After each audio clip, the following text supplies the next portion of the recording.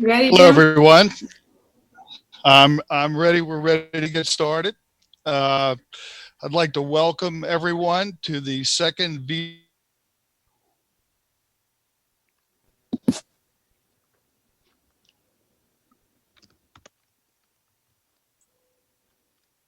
Jim, you seem to be frozen and your audio is not coming through.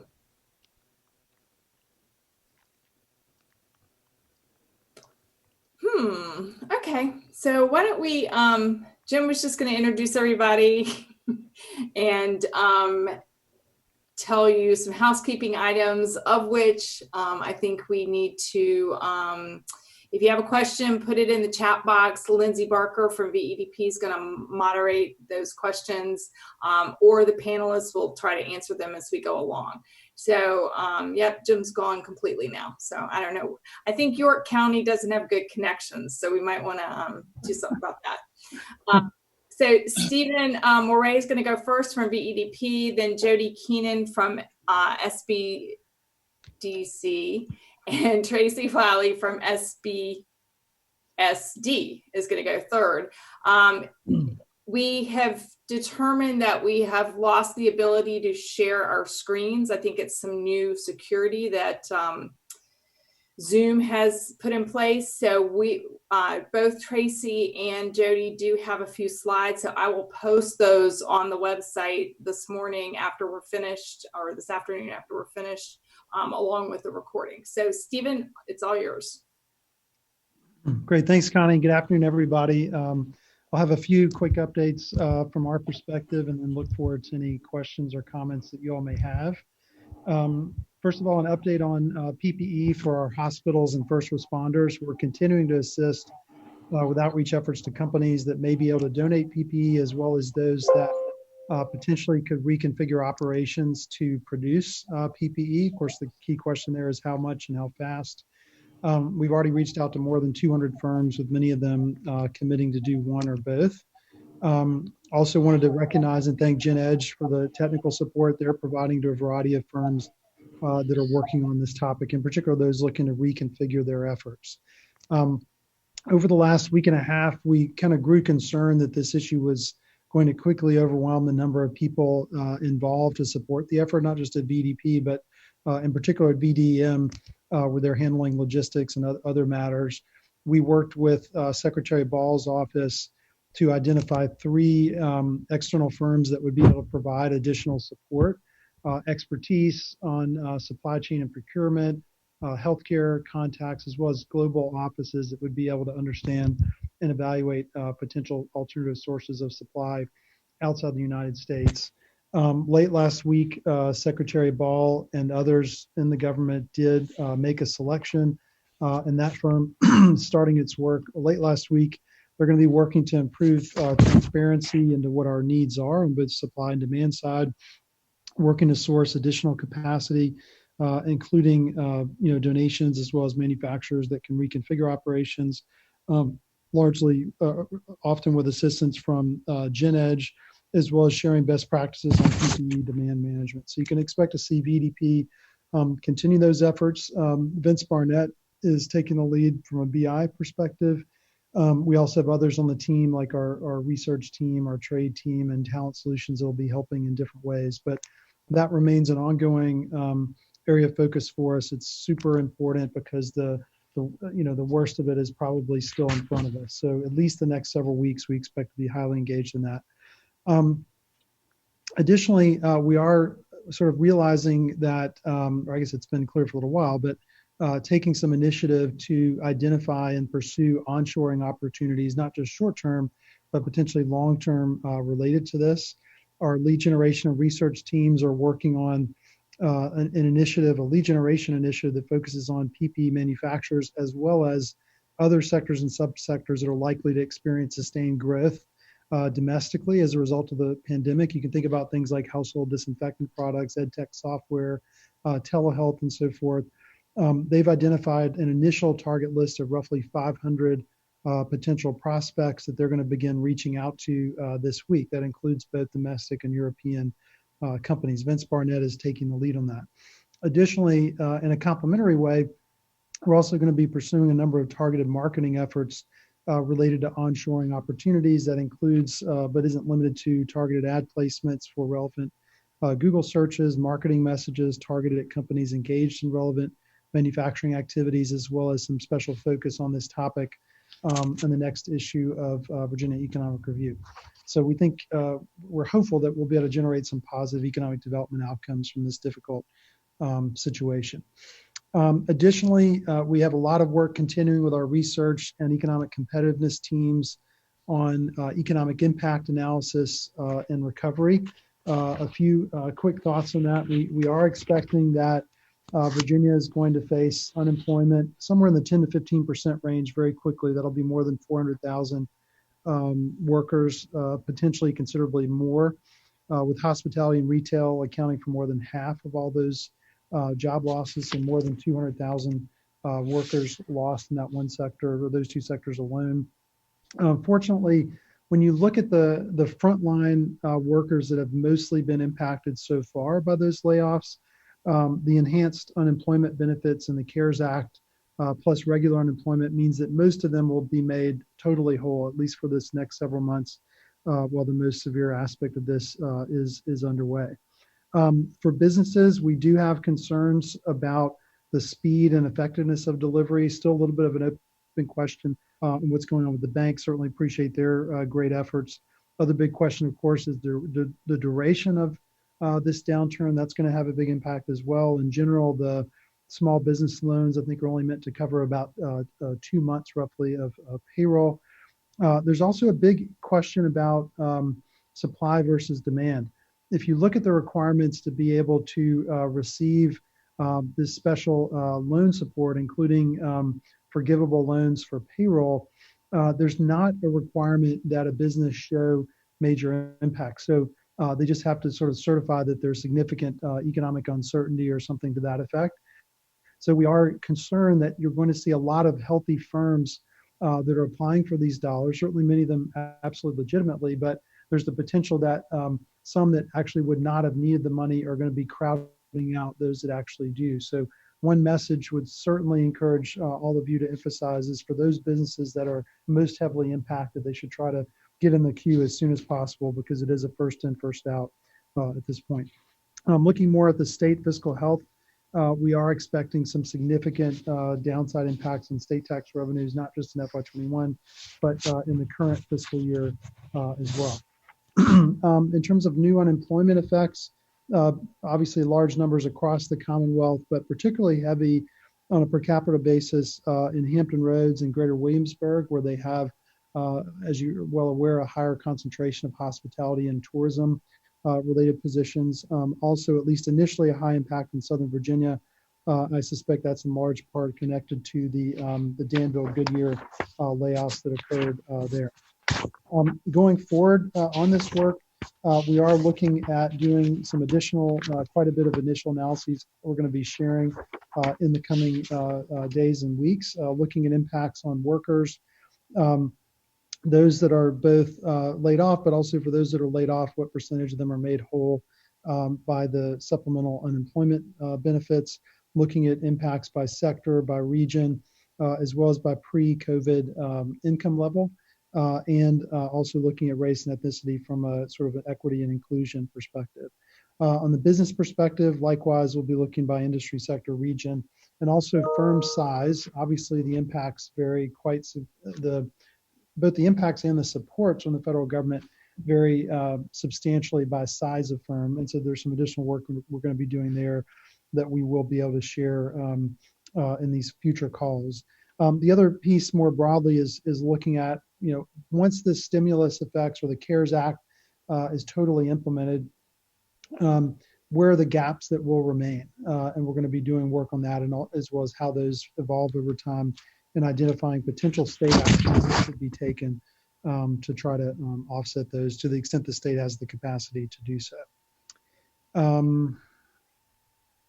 Let's see, I mentioned the state budget. I'll elaborate on that. International trade, I mentioned in the last edition of Quick VEDP Updates, the email that went out, that we have started our international Trade Division has started a weekly webinar series, largely with a lens on COVID-19. Really, really terrific work that they've done. The first one had many attendees. I forget the exact number, but it was, well over 100.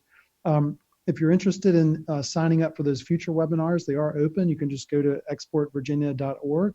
It's www.exportvirginia.org, or you can get to it off of the VEDP homepage in the top right. If you click on international trade, go to the international trade website, Export Virginia.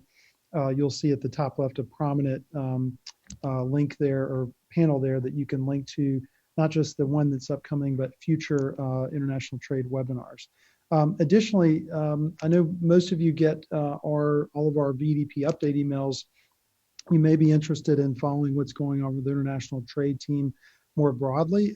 If you go to that exportvirginia.org webpage, you can click on the Contact Us tab, and there's a place you can sign up for their emails, for our international trade team's emails, including the Beyond Virginia newsletter and announcements, such as last week's notification, our trade event registrations for FY21 opened up. Finally, more broadly, VEDP is continuing its normal work, at least in abnormal conditions, but largely the work that we normally do across our divisions is continuing across VEDP. Every division is busy. We have still substantial activity with lead generation, RFPs, RFIs, marketing efforts, and project announcements, largely continuing as before, although certainly less lead generation activity because we're unable to do the in-person events and trade shows and so forth. The other thing we're doing is to take advantage of this time that where there are some things we're not able to do or that wouldn't be practical to do right now. We have teams trying to get ahead on projects that were in the back burner that they wanted to do previously but didn't have time to do. And of course, along the way, looking to respond to your needs and suggestions and concerns. So before I hand it over, let me just take a quick look at what's come in on the chat comments. Let's see.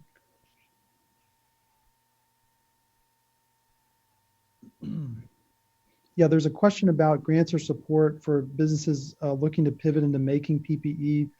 We've not solved that yet. Certainly the state does have the ability to make large purchase commitments. I think one thing I would encourage folks that are talking with companies to think about that are looking to get into this is the state needs very, very large volumes, millions of units in many cases, like with the N95 masks. And so the efforts there will be probably focused largely on those that can really churn out a significant amount of volume, at least in terms of the potential for upfront support. Let's see, I don't know about the details on ag support. I don't know if we have anyone on from ag that could talk about that. Portion of sales tax derived from online sales. I do not know the answer to that, but I do know that I believe that we're capturing the majority of online sales now in the sales tax. However, one challenge is that the sales tax rate for, I believe the sales tax rate for groceries is materially lower than for dining out. So we're seeing a huge reduction in sales tax revenues associated with food consumption. I think of our sales tax base, I think dining out, food and drink establishments and accommodations represents, I think, approximately 20% of the state's sales tax revenue base. Obviously, the vast majority of that is not happening right now. So that just gives you a little bit of a clue of the scale of the impact, and obviously substantial corresponding impacts for our localities as well. Question about online sales possibly compensated for the restaurant loss. Certainly there will be some benefit from that, but I think because of the differences in the price points, like if you think about how much you spend on a meal at home versus ordering, for example, online, much less for the at-home consumption. So we are expecting that while there'll be some offset, you'll still see a very large reduction in sales tax revenues.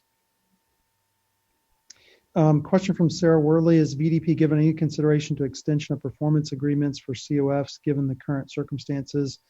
We absolutely have, and we are expecting to consider those on a case-by-case basis, but certainly consider this to be a special situation. For our newer COFs, the last, I'd say, couple of years roughly, we included force majeure clauses that I believe would largely cover this, but we will certainly try to work with those firms. For the older ones, We generally don't have those clauses, but we're going to try to be reasonable on a case-by-case basis. I don't want to make an across-the-board commitment right now, but we definitely will work with companies and localities individually on those. Let's see, is VEDP working with Go Virginia Board to leverage funds for business assistance programs? We've certainly been in close contact with Eric Johnston and periodically with Sarah Dunnigan. Jill, I don't know if your question is about the Go Virginia dollars themselves. I know that they are looking at possibly making tweaks based on what's going on. We might have somebody on the line from them that could speak to that in a moment. So I don't want to speak to what they're doing, but we certainly continue to collaborate closely with Go Virginia. Connie, I'll turn it back to you. I don't think there's any additional questions I see here for me at the moment. Jim, are you back on? I am, and I apologize. Can you hear me okay? Yeah, it's a little spotty, Okay. but it's okay.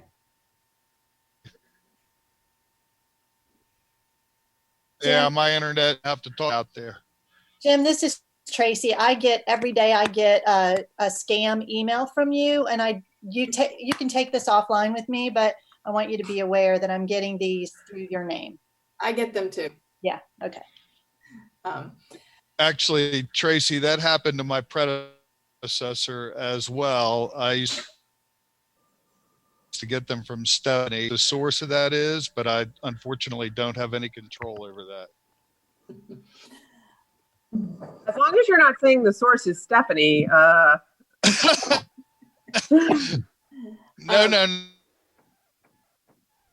Jim, your audio is still not great. No. It's being. Okay.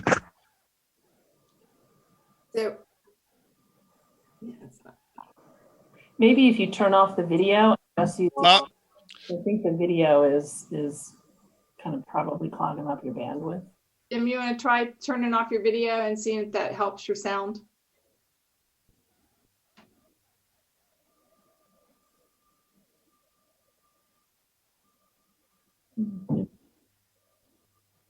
I don't think it really helped. Okay, well, if everybody's okay, why don't we move on to Jody Keenan, who just talked. And All right. Well, Connie, I guess he's not hearing me either. Jody, you ready? Ready. All right, go for it. So the slides that Connie will share, we updated and put on kind of a one page, the comparison between the EIDL loan, the EIDL advance, and the PPP. So we can go through those if you like, but let me just first highlight some of the changes that have happened since we spoke last. And you've probably heard about this in the news as well. First of all, I'll just say that I might have mentioned this last time. SBA typically processes about $30 billion a year in loan guarantees. And so this CARES Act funding represents about 10 times that amount. So I think it's fair to say that all of their systems are in overload and getting pretty clogged up. So again, I know I asked this last week, just kind of helping to manage expectations with borrowers and potential borrowers. That said, in addition to that, rules and requirements, particularly to the PPP, are being developed as we go along, and lenders are incorporating and adopting their own interpretation of those rules and regulations, and so that they can get money out the door in an organized fashion. But the notion that a borrower can go to a approved 7A lender and put in an application cold and expect that they're going to get reviewed is probably a little bit more optimistic than the reality. Most lenders are requiring that the borrowers have had an existing relationship with the bank. And while that may have been more broadly defined in the beginning, that you needed to have a business checking account or a business credit card or even just a personal account, they're now looking, have you been a previous borrower? Kind of evaluating the size and the scope of your business as well. So I think that may reduce if they realize that they're they have more access to dollars to lend out. But I would just caution folks that if businesses don't have an existing banking relationship with an approved 7A lender that looks like a business credit card or a business loan, or certainly at the very, very least a business depository relationship, it may be difficult. Some of the smaller or some of the more the community-based banks are likely more user-friendly and accessible, but even some of those since Friday, where they were open to any potential applicant, some of them have now tightened and said, hey, we're really looking first and foremost at existing business borrowers or business customers. So again, kind of managing those expectations. We have been, the SBDCs have been just inundated with this kind of work over the past couple of days. We have a pretty active, very vibrant email exchange going on among and across the network with all of the SBDC advisors, and also reaching out to our other local partners and funders and whatnot. So we're doing our best to answer some of the nuanced questions, and I encourage you to, if you've got a borrower or a company who needs some help, to get them into our queue, and we'll do our darndest to get the answers that they're looking for or that they need.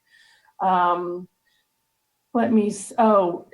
the other thing is that if a business is looking to work with a lender who they don't already have an established relationship with a 7A lender, they should work with banks that are seasoned SBA lenders. SBA is casting a net and trying to get new lenders in their portfolio. I don't know if they've really gotten I don't know how much traction they've gotten on that yet, but I would encourage borrowers that if they are looking for a lender and they don't have a relationship, that they go to lenders that have an established track record with SBA, because those banks will have the systems in place and they'll understand the ins and outs of working with SBA. And again, kind of encouraging borrowers to rely on or turn to their local community banks or regional banks before necessarily going to the large national banks. They're just not typically user-friendly for small businesses, and companies are getting pushed down the queue, if you will. I would also remind you that our services and the services of SCORE and Women's Business Center and VBOC and whatnot are all free to borrowers. So businesses should not be paying a fee to get their application processed. There's no fee required for this. And there is a lot of email scams and whatnot going out there trying to entice, unfortunately trying to leverage kind of the urgency of this, but they don't need to pay an application fee to get these applications through the pipeline. The other change to both the economic injury disaster loan and the PPP is that as of last Friday, faith-based organizations are eligible applicants to both of these programs. Nonprofit 501c3s are also eligible. So if you've got nonprofit organizations in your community, we're hearing from a lot of nonprofits actually, and groups that represent nonprofits looking for help and guidance in navigating the process. So they are now, they have been eligible, but faith-based organizations are now also eligible.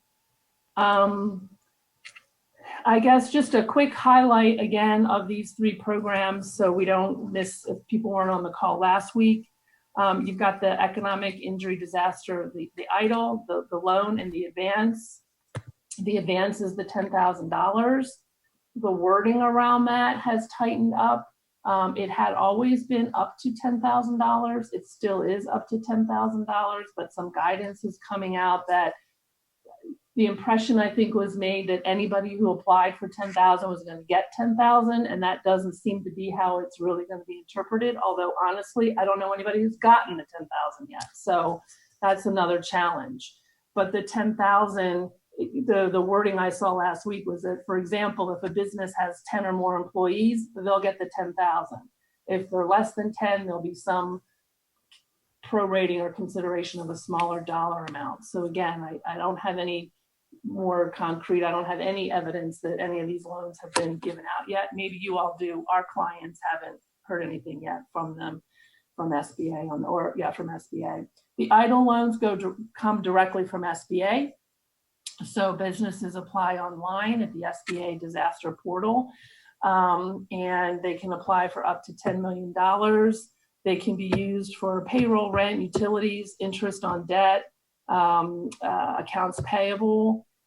There's no collateral for loans up to $25,000. For loans over $200,000, there's no personal guarantee for loans under $200,000 either. It's not a forgivable. This one is not forgivable. It's a 3.75% interest rate up to 30 years, but there's no prepayment penalty.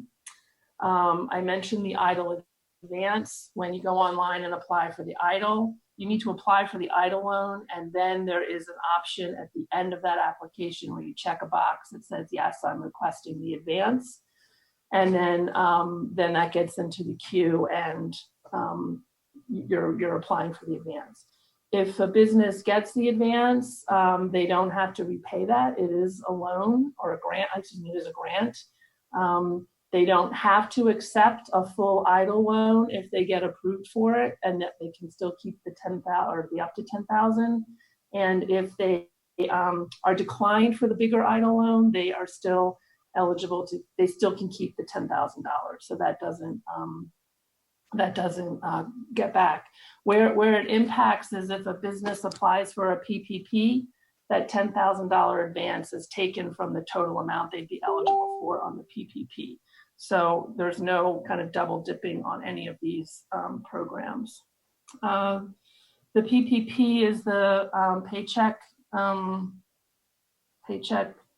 It's the PPP. I'm sorry, I'm drawing a blank on what the third P stands for. Paycheck Protection Program.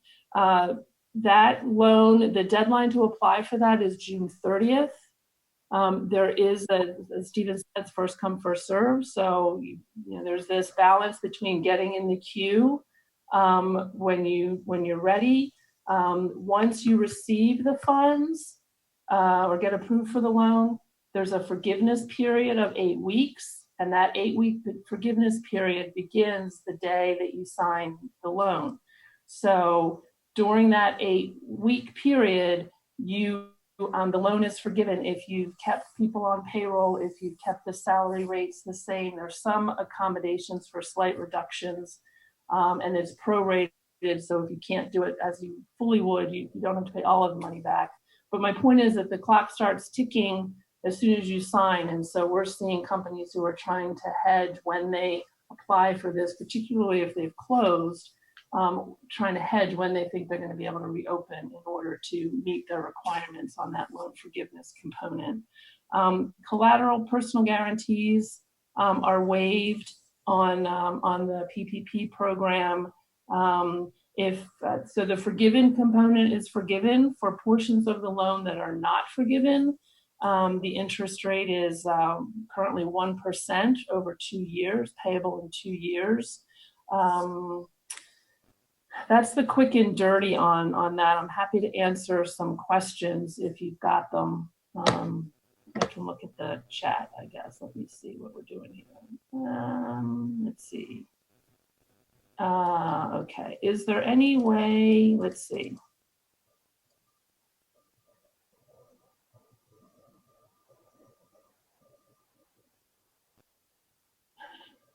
Sorry. Can a company get both EIDL and, sorry, I'm having a hard time with this chat box, sorry. Get an EIDL and a PPP, I think is the question. Yes, you can.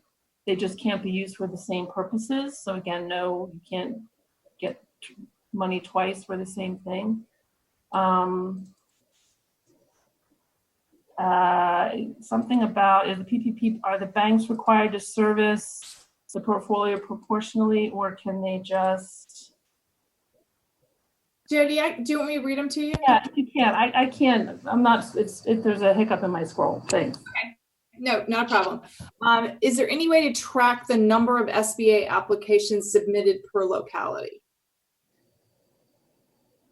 I would imagine there is. Track that. We're not part of the SBA. We're asking those questions. As a matter of fact, I saw a Facebook post from Senator Collins over the weekend that she, said 1,000 borrowers and a certain amount of money. So I know they have it. We're asking SBA if we can get some of that data so that we have a sense of what the volume is. Okay. Let's see. What are the checks and balances on the $10,000? What proof do businesses have to show to SBA on how they spent the $10,000? There's no evidence. There's no reporting requirement on how they spent the $10,000. Okay. There's a question for Stephen on here, which we can skip, and I'll get all of Jody's questions first. For the PPP, are banks required to service their portfolio? Oh, wait, my screen just shifted. Hang on a sec. Are the banks required to service their portfolio proportionally, i.e. geographically, size, industry, or can they just provide very large amounts to larger customers and be done with it? That's a really fair question. I don't know how they're tracking that. I don't know how they're monitored on that. I think it's on a good faith effort, so I don't know how they're monitoring that. Okay. Let's see. On EIDL versus PPP, are they paying for separate expenses? If they're paying for separate expenses, does EIDL still count against the PPP amount? No, the only piece that counts against the PPP is the EIDL advance. Okay. For a small business that opened only a month or two ago with a current SBA loan, is there any barrier to gaining access to PPP or EIDL? No, there isn't. And if you have a current non-disaster SBA loan, you can also ask for deferment on that for 6 months. Okay. Jody, I think this might be the last one that we have right now for you. Just to clarify, churches, faith-based organizations do qualify for CARES funds, question, especially church-run daycares? Yes, especially. Mm-hmm. Okay. Those are all I see for you, I think. Stephen, I saw one for you in the scroll. Did you see? From Andy Wade, Andy Wade asks, is there any consideration given the relaxing incentive protocol? Like, I think he means not necessarily requiring competition with other states for a business looking to reshore product manufacturing to Virginia. The short answer is we'll do whatever we legally can. It'd be great to know like the specific situation, Andy. So if you just want to give me a call or shoot me an email, that'd be great. Thank you. I don't know off the top of my head, how much flexibility we have in the code, but we'll check.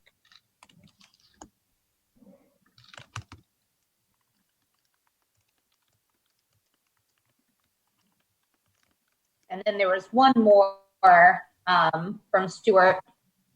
It's the last one. Mr. Murray's comment about the first come, first serve, and businesses who don't really need the money getting there first is a problem, i.e. big businesses with staff will have the staff go after the funds faster, while small businesses with less staff will not have time and staff to pursue, meaning small businesses will suffer more. What is our response to this dilemma?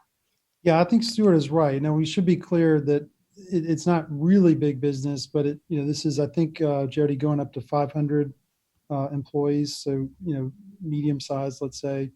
That's really what you're talking about, as well as just companies that may be small, but more sophisticated professional services firms, what have you. I think this is really a national issue over which we don't have any direct control.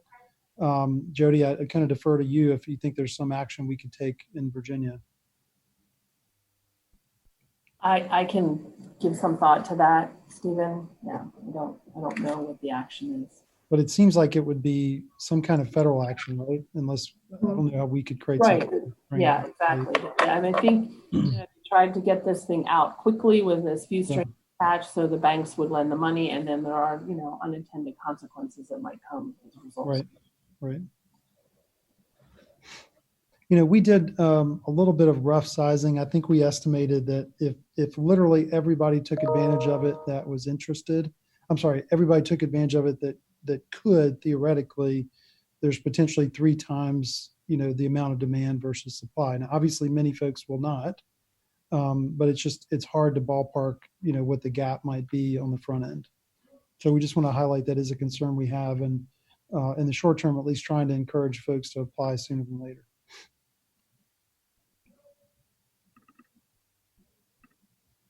Jody, you had mentioned that you were going to give an overview of 3 programs, and you only talked about the EIDL and the PPP. Was there a third one you wanted to mention? The EIDL, advance, and the EIDL together. Sorry, I was considering the advance as the third. Yeah, just EIDL, advance, and PPP.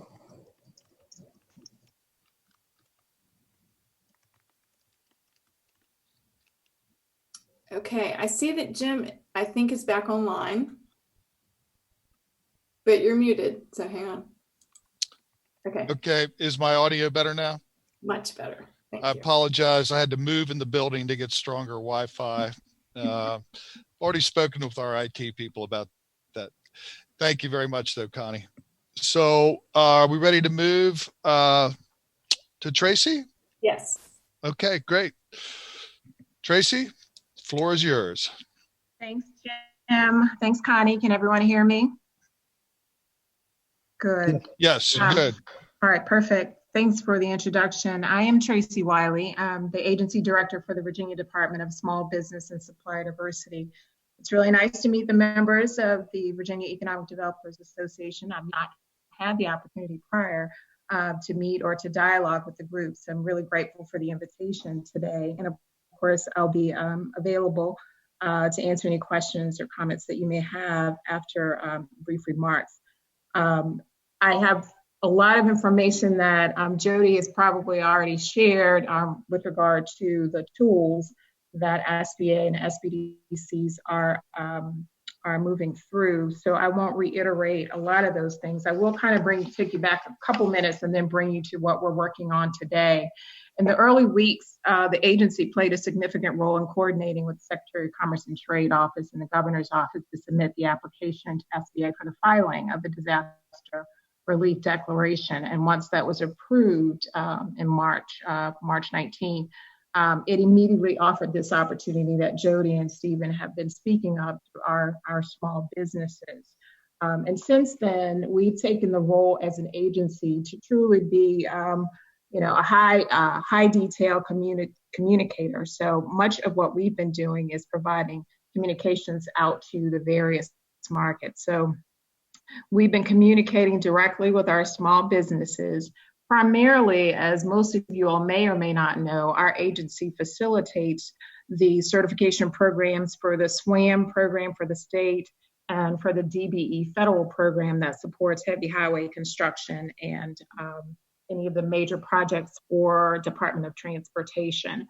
And so we have a database of about 15,000 certified companies, but that's not nearly touching the surface of what's available across Virginia in terms of businesses that have been impacted. So in addition to communicating with those businesses with all the updates that you heard earlier, we do a daily e-blast to nearly 1,000 community partners statewide in order to reach the businesses that aren't currently certified in Virginia SWAM and DBE programs. That gives us a lot of member organizations, a lot of the economic development authorities, and if you're not on the list, I'll share some information at the end of my comments so that we can add you to that list. But we are communicating daily or every other day as that information from SBA and the SBDCs become available to us. We're also customizing some of our reach to some of the various agencies internally that have a large small business stakeholder group, and it might be a little bit more customized. So we're sending specific information on webinars and educational opportunities for those businesses. Our website, in the event that you don't have it in front of you, and it will be posted on the slides that Connie will be sending out, is found at www.sbsd.virginiaspelledout.gov, and it is highlighted as COVID-19. So as soon as you arrive at the site, you'll see that, and it will have a comprehensive summary of various information points related to small businesses, related to the programs that Jody mentioned, as well as information on health and other things related in the state. Secondly, we are serving in a referral capacity to SBA and Jody's team, the Small Business Development Centers. We're assisting, as we have about 5 small business services managers that are in each parts of the state that respond directly through one-on-one conversations and webinars to some of the businesses that are reaching out to them. And so we're expediting questions where we can to the SBDC contacts and supporting the application process where we can through technical assistance.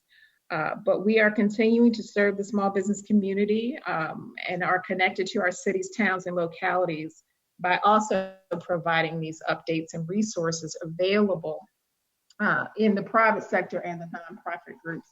I was really happy to hear that the faith-based organizations have now been included in the conversation and in the opportunity, because we did participate in a number of conversations with the governor's office in the last couple of weeks in order to support faith-based organizations and church-related groups. So that's a really great announcement. So in the slides that you'll receive from Connie, there are at least 2 slides that indicate private sector opportunities from Dominion, from LISC and Verizon, JP Morgan Chase, Facebook, and just a few others. So if you need more information on that, that information is posted to our website as well. Now, the last thing that I'll share with all of you all, which probably is more relevant than some of the things that I've just shared, is that VSBFA, our Virginia Small Business and Financing Authority, which is the financing arm of the agency, where we manage about $55 million in assets, does not directly have emergency relief tools or products. But what we have tried to do is to be as accommodating with the resources that we have for our existing customers. And so we do have some direct loan opportunities through our microloan program, our child care program, and products for EDA and IDAs. So for just really quickly at a very high level, we are deferring principal and interest payments for 6 months and extending the term of 6 months to avoid balloon payments for these programs. For our child care program, child care financing program, which was originally introduced to support child care deserts, has been modified to really offer more broadly to those that it will impact, is we're deferring payments, and we have lowered the interest rate to 0% for the term of the loan and not just the 6-month payment deferral period. And then for those of you all, those of you all that may be in contact with our banks, we have our cash collateral and loan guarantee programs, which we are offering to work with our banks in these programs. And we're making whatever economic concessions for their borrowers that we can support administratively during this COVID-19 environment. What we have learned is that the banks are really only offering a 3-month principal and interest payment deferrals, maybe not extended as far as 6 months. So we're trying to work with them individually on that. And just 2 examples so that you know how the EDAs can work successfully with our deferral programs is that we received good comments from Jonathan Sweet, the county administrator for Pulaski, Virginia, who utilized the deferral program for a couple of his economic development loan funds, which is one of our products at the agency. And then in addition to that, Joshua Lewis, executive director for Virginia's I-81 Crossroads Economic Development Entity, which used the products as well in conjunction with a mutual client, McAllister Mills in Grayson County. And both were able to use the deferral payment program and at a critical time for this company, McAllister Mills, which was preparing for expansion. So the products we have, we're trying to modify them to meet the needs of the small businesses. And in the event that we get stimulus funding, we will be looking at and have been researching grant opportunities, because we recognize small businesses are very appreciative for the loans, especially the recent changes that have occurred, but they're also very interested in grants. And so I'll leave it there for questions. Thank you, Joel.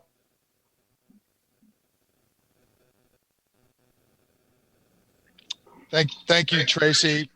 I don't see any questions in the chat box right now, unless I'm missing something, Lindsay. There was one, I think it was back to Jody. It was on the EIDL advance, if it is paying for expenses, or did we already answer that one? About, no, hold on. There was one more. I thought I saw it. Lindsay, I have one that somebody sent just to me, and I think, I'm not sure who this is for, maybe Jody or Tracy. Says, let's see, does the loss of health insurance for employees, or has the loss of health insurance for employees of small businesses been addressed? And where should we look for answers to those kinds of questions?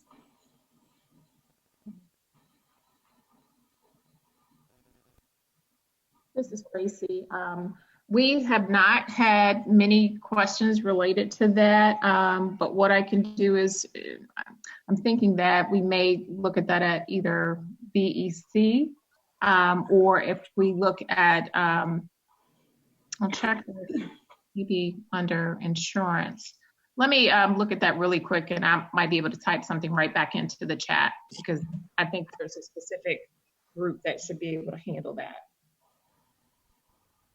Yeah, if the question is related to helping companies cover the expanded sick leave requirements, that came out of the Second Stimulus Act of Families First. If that's the question. If the question is, can health insurance costs be included in any of these loan applications, the answer is yes. But I don't think that's the question. I'm not clear. Did they lose health insurance? Sorry, I had to unmute myself. I think the person's just asking, I guess if people have if they've lost health insurance and worked for small businesses, so that says to me they've lost their jobs and they work for small businesses. So therefore they've lost their health insurance. How is that being addressed? Unemployment, I think. Yeah, I think that would really be easy. They should reach out to them, because the first issue would be that they probably either reduced hours or lost their jobs, which would impact their health insurance. Right. Okay. So the question I saw, Ladina asked two similar questions. One was, advance, if it is paying for expenses before the PPP loan is approved, does it still count again PPP amount?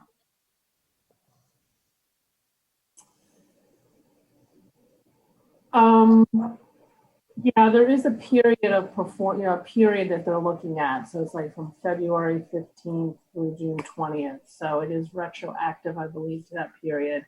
If you want to send me an email about that, keenan@gmu.edu, or Lindsay, if you can forward that to me, I'll get you a more definitive answer.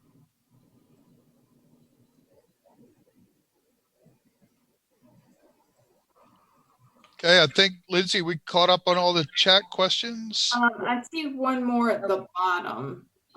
Anyone seen a process for applying for the exemption for paid sick leave for businesses with less than 50 who can't afford it?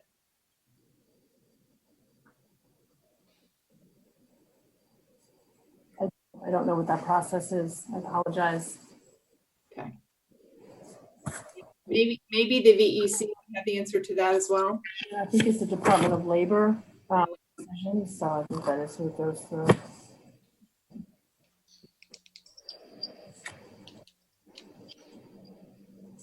Jim, that's all we have typed in. Okay, great. I mean, we are set to go. We have a hard stop at 2 o'clock. We have lots of time here. However, I certainly don't want to continue. Everybody's busy. If there's no more questions, I will remind everyone there is a portal on the VEDA website to post information about creative or innovative things you're doing, and also to pose questions that we will try to do our best to get answers to. Each of these sessions is being recorded and will be available on the website. So if anyone is not a VEDA member and would like to access these sessions, they're welcome to do that. And we would certainly encourage that. Connie, are we planning to go again next Monday? Yes, our intent is to do these every Monday until we don't need to do them anymore. We did send out a survey last week. I have not compiled the results of that yet, but I'm hoping I've got a lot of input on who people would like to hear from. I've talked a little bit to VDACs. I know a couple people have suggested the port. And then, of course, you know, the people that we've had speaking all along too. So we'll get back to you with that. But yes, if everybody could just sort of block the time on Mondays at 12:30, and we'll go as long as we need to and go from there.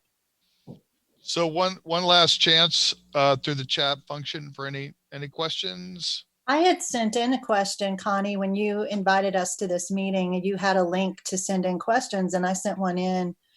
And it was for Stephen, if you don't mind, I'll just ask Yeah, him. go ahead. And I apologize, Tracy. It probably just got lost in my email. I thought it would be good for him to talk about, as we look at the road to recovery for our businesses, will there be an assessment tool for the state when it comes to, and I think we need two, we need one for manufacturing professional services and one for retail restaurant.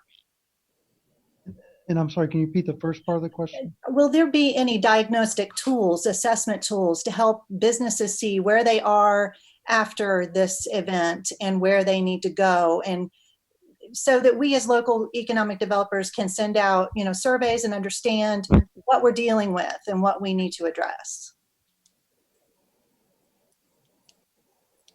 Tracy, that's a really good question. We don't have any plans for that right now, but let me give that some thought and I'll follow up with you. Okay.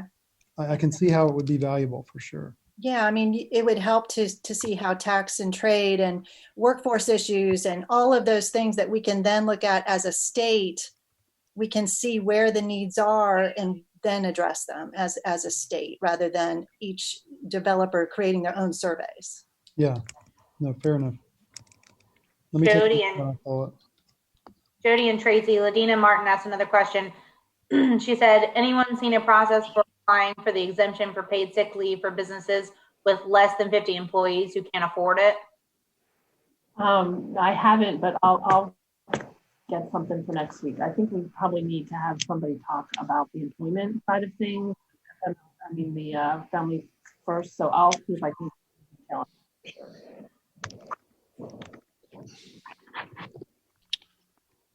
Okay.